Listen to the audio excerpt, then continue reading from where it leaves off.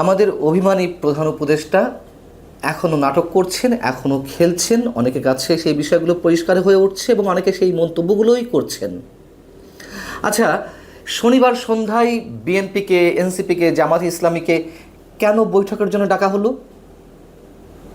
বৈঠক সম্পর্কে বলছি, তার আগে একটু মনে করিয়ে দিই।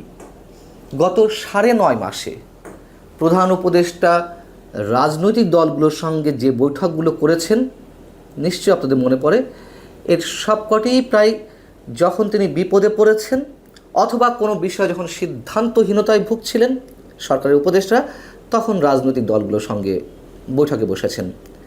যেমন ভারত বিরোধী অবস্থান কেমন হবে সেই বিষয়ে একবার সবাইকে ডাকলেন। আবার 15ই আগস্ট বঙ্গবন্ধুর মৃত্যুবার্ষিকীতে যে সরকারি ছুটি ছিল সেটি বাতিল করা হবে কি না সে বিষয়ে ডাকলেন।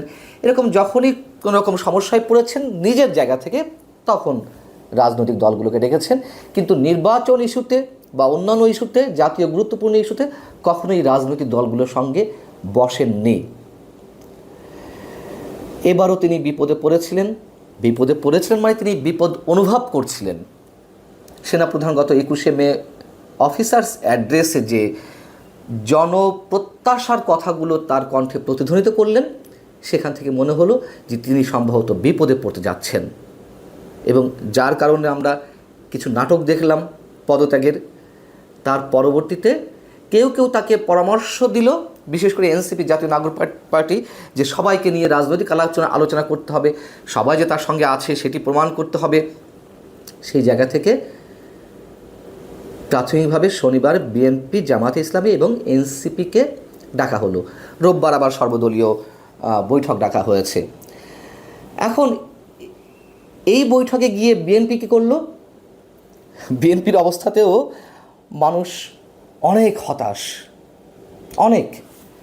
তারা সেই গতানুগতিক দাবি তুলল, না তুলে উপায় নেই, কিন্তু কতখানি কথা আদায় করতে পারলো? বিএনপির দাবিগুলোর মধ্যে কী আছে বা কী ছিল যেটি গণমাধ্যমকে জানিয়েছে?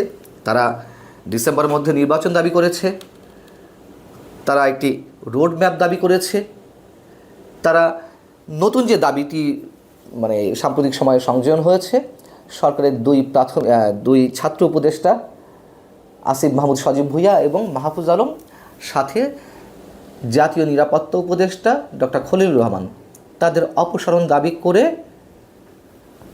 উপদেষ্টা পরিষদ পুনর্গঠনের দাবি জানিয়েছে।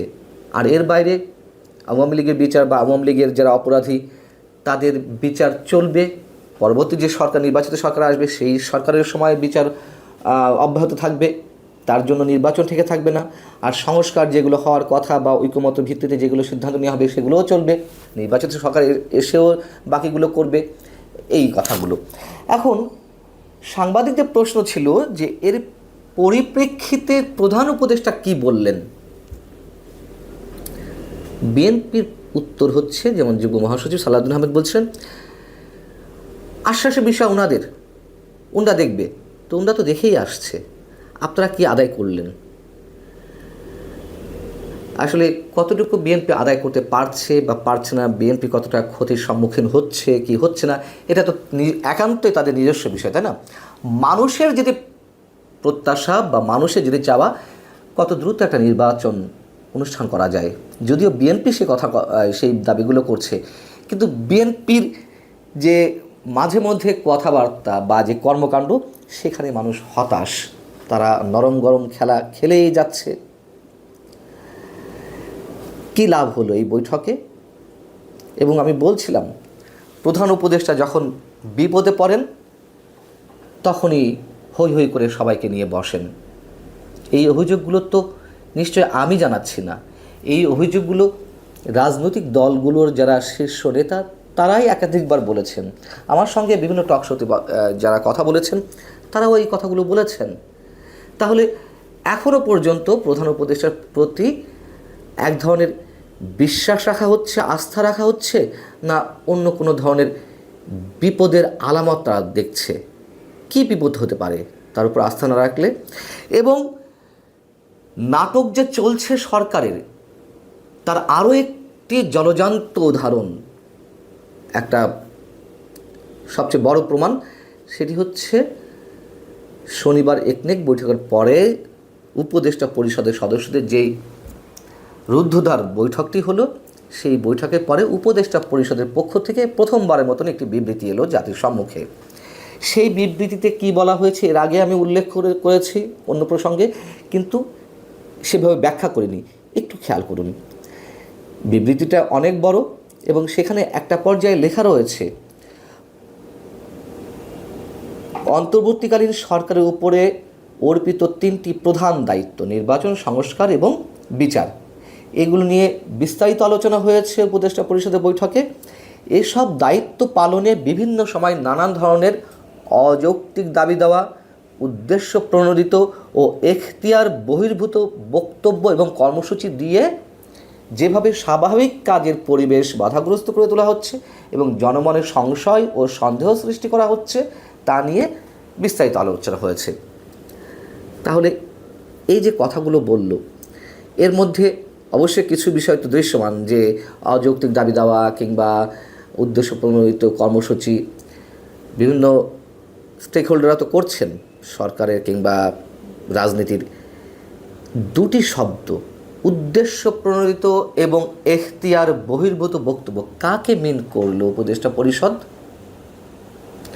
সেনাপ্রধান যে বক্তব্য দিয়েছেন সেদিকেই কি ইঙ্গিত করা হলো? এবং এই কথা তো সরকারের যারা ঘনিষ্ঠ, সরকারের যারা আশীর্বাদ পুষ্ট, তারা হুঙ্কার ছেড়ে এখনও বলছেন, যদিও শনিবার থেকে একটু কণ্ঠটা নেমে গেছে সারা দেশে নিরাপত্তা ব্যবস্থা জোরদার করার কারণে সেনাবাহিনীর মাধ্যমে, তারপরেও সরকারের পক্ষ থেকে এই কথাটি এসেছে, সেনাপ্রধান কোনো ধরনের এখতিয়ার বহির্ভূত বা উদ্দেশ্য প্রণোদিত বক্তব্য দেননি। যদি তারা এটিকে মিন করে থাকেন, সেনাপ্রধান যা বলেছেন, রাষ্ট্র পরিচালনার অন্যতম স্টেক হোল্ডার এখন সেনাবাহিনী। দেশে কোনো সাংবিধানিক সরকার আছে কিনা তা নিয়ে তো অনেক প্রশ্ন রয়েছে, এবং 5 আগস্ট যেভাবে সেনাপ্রধান নিজের কাঁধে সব দায়িত্ব তুলে নিয়েছিলেন, সেই জায়গা থেকে তার বাংলাদেশকে গণতান্ত্রিক প্রক্রিয়ায় উন্নীত করার জন্য তিনি এই কথাগুলো, এই দাবিগুলো করতেই পারেন।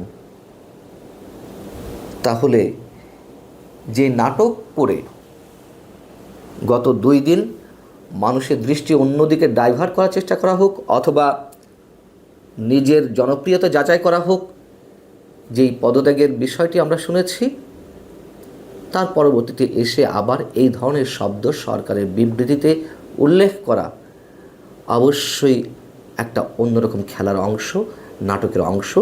আর বৈঠকে যা হলো তা তো আর নতুন করে কিছু বলার নেই, অশ্বডিম্ব ছাড়া আর কিছুই না। আর বিবৃতিতে আরও কয়েকটি শব্দ উচ্চারণ করেছে, যে পরাজিত শক্তি এবং বিদেশি ষড়যন্ত্রের মাধ্যমে ইত্যাদি ইত্যাদি অনেক কিছু হচ্ছে। এগুলো হচ্ছে নিজেদের দোষ ঢাকার জন্য। এতদিনে যে মানে রাষ্ট্র ব্যবস্থার যে বিষয়গুলো রয়েছে, যার উপরে দাঁড়িয়ে রয়েছে একটা রাষ্ট্র, তার সব কিছু, অর্থনীতি, সমাজের যে আইন শৃঙ্খলা ব্যবস্থা, বিদেশি বিনিয়োগ, গণতান্ত্রিক ব্যবস্থা, বিভিন্ন আইন কানুন, কালাকানুনের প্রয়োগ, এই সব কিছুতে যে সরকার তার বিতর্কিত ভূমিকা আমাদের সামনে উপস্থাপন করেছে, সেগুলোকে ঢাকার জন্যই বারবার ওই বিদেশি শক্তি এবং পরাজিত শক্তি ইত্যাদি ইত্যাদি শব্দগুলো ব্যবহার করছে।